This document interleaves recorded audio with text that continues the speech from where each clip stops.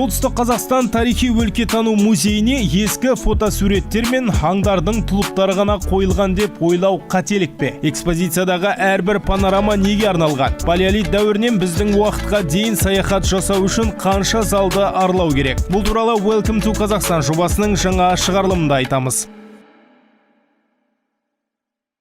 Наверное, в каждом провинциальном городке шеткері орналасқан әрбір қалада өзінің өлкетану мұражайы бар шығар. Көп жағдайда олар бір-біріне ұқсап жатады. Бүгін біз сіздерге Солтүстік Қазақстан тарихи өлкетану музейі бірде-бір қонақты бей-жай қалдырмайтын ерекше орын екенін дәлелдеуге тырысамыз. Бұл Welcome to Kazakhstan жобасы. Менің аты жөнім Закиржан Мамлютов. Экраннан алыстамаңыздар.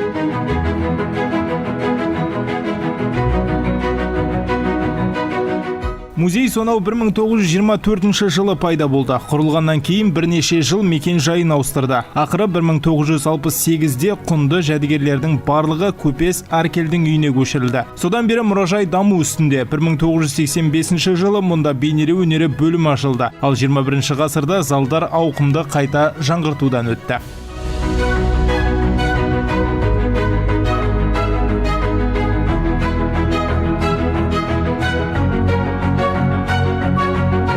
здание музея некогда... Музей ғимараты бір кездері ауқатты саудагерге тиесілі болған. Шамдары бар, фортепиано, ағаштан жасалған жиһаз, көне сағат осыдан 100 жыл бұрын Көпес үйіне келген қонақтарда дәл осы жабдықтармен қарсы алған болуы әбден мүмкін.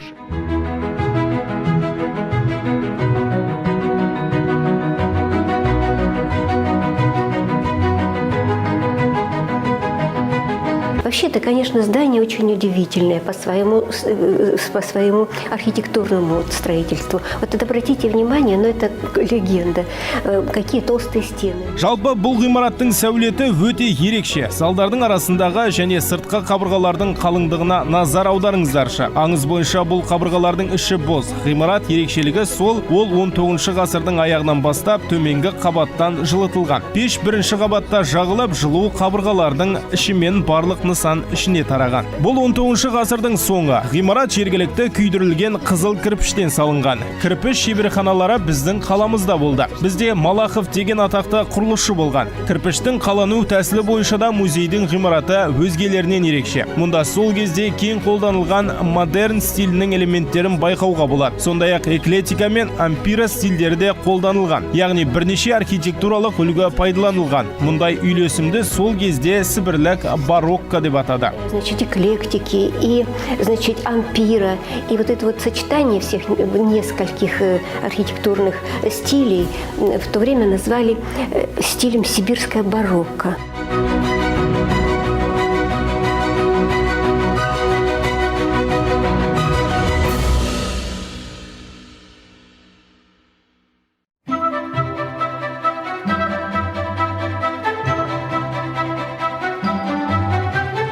Мұражайдағы экскурсия ежелгі дәуірдегі Солтүстік Қазақстанның флорасы мен фаунасына арналған залдардан басталады. Мұнда археологиялық олжалар жетерлік. Соның ішіндегі ең құндысы 1923 жылы Петропавл қаласы маңынан табылған мамонттың азуы. Оның жасы 10.000 жылдан асып кетеді. Азудан бөлек көрмеде пілге ұқсас ежелгі жануардың азу тісі де бар. Тағы келушілердің назарына жүнді мүйіз тұмсық пен бұрынғы ұзын мүйізді бизонның қалдықтары ұсынылған. Келесі залдар Солтүстік Қазақстанның ежелгі тұрғындарының тұрмысын көрсетеді. Адамзаттың палеолит дәуірінен бастап неолит пен қола дәуірінен темір дәуіріне дейінгі даму кезеңдері егжей-тегжейлі қамтылған. Экспонаттардың бәрі түп нұсқа.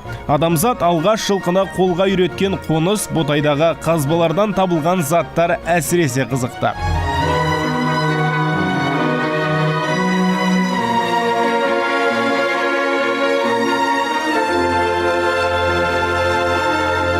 это не просто череп. Бұл жай ғана бас сүйек емес, ежелгі медицина дамуының дәлелі. Онда тесіктер бар. Олардың көмегімен миға трепанация жасалған. Ғалымдардың пікірінше бас сүйек бақсыға тиесілі болуы мүмкін. Ол Ботайдағы қазба жұмыстарынан табылды.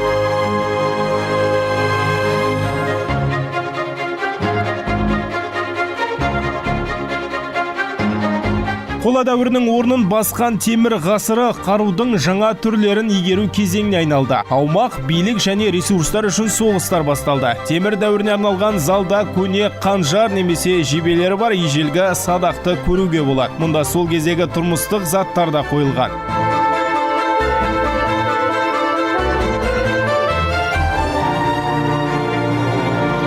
В ноябре 2006 года нашу экспозицию музея 2006 жылдың қарашасында біздің музейге Нұрсұлтан Әбішұлы Назарбаев келіп, жоғары бағасын беріп, біздің мекемені республикадағы ең үздік музейлердің бірі деп атады. Әрине, экспозицияны жаңарту бойынша жұмыстар үнемі жүргізілуде. 2016 жылы қазақ хандығы мен қазақ этнографиясының құрылуына арналған зал мен тәуелсіздік жылдарындағы Солтүстік Қазақстан облысы залының экспозициясы құрылды. Сондай-ақ Қазақстан Халықтар Ассамблеясының қызметі де көрініс тапқан.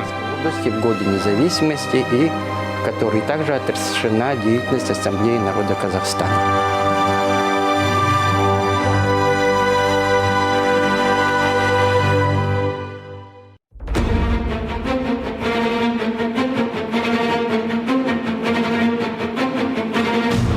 Қазақ халқының мәдениеті баяндалатын залдарда баға жетпес жәдігерлер орналасқан. Мұнда көздің жауын алатын түрлі түсті кілемдер, кестелер, сондай-ақ былғарыдан, ағаштан жасалған заттар, зергерлік бұйымдар да бар. Қазақ жауынгерлерінің қару-жарақтары, сауыт саймандар да қойылған.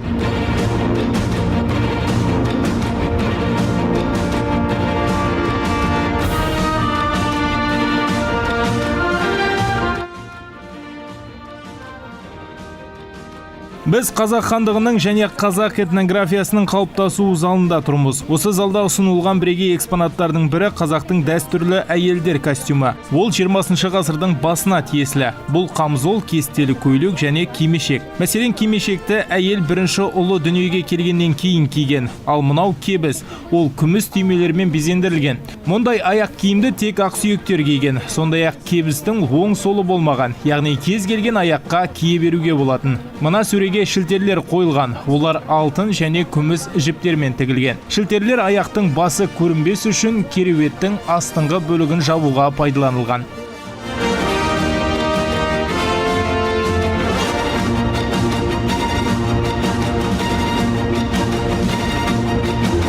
Из самых уникальных экспонатов Бұл залдағы ең ерекше экспонат деп Эдіріс Қожаның тағын айтуға болады. Ол 9 ғасырға тиесілі жәдігер 50 жылдары музейге сыйға тартылыпты. Ол барқыт матадан және 17 ғасырда жойылып кеткен тур жануарының мүйізінен жасалыпты.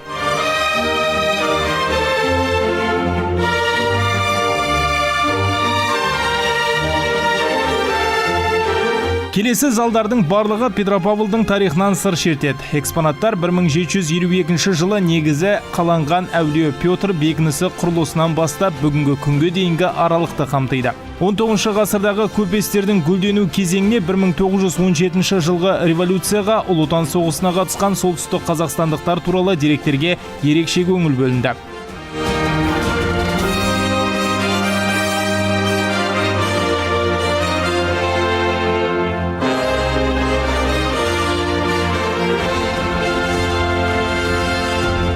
Петропавлға ат басын бұрсаңыз, Солтүстік Қазақстан облыстық тарихи өлкетану музейін еш қиындықсыз таба аласыз. Мекен жайы Қазақстан Конституциясы көшесі 48-ші үй. Ал Қазақстан Конституциясы қаладағы басты әрі ең әдемі жаяу жүргіншілер көшесі. Оның ұзындығы шамамен 3 шақырымды құрайды. Сондықтан оның бойымен қыдыруға, таза ауа жұтуға, 19-20 ғасырларда салынған көпестердің үйімен танысуға кеңес береміз.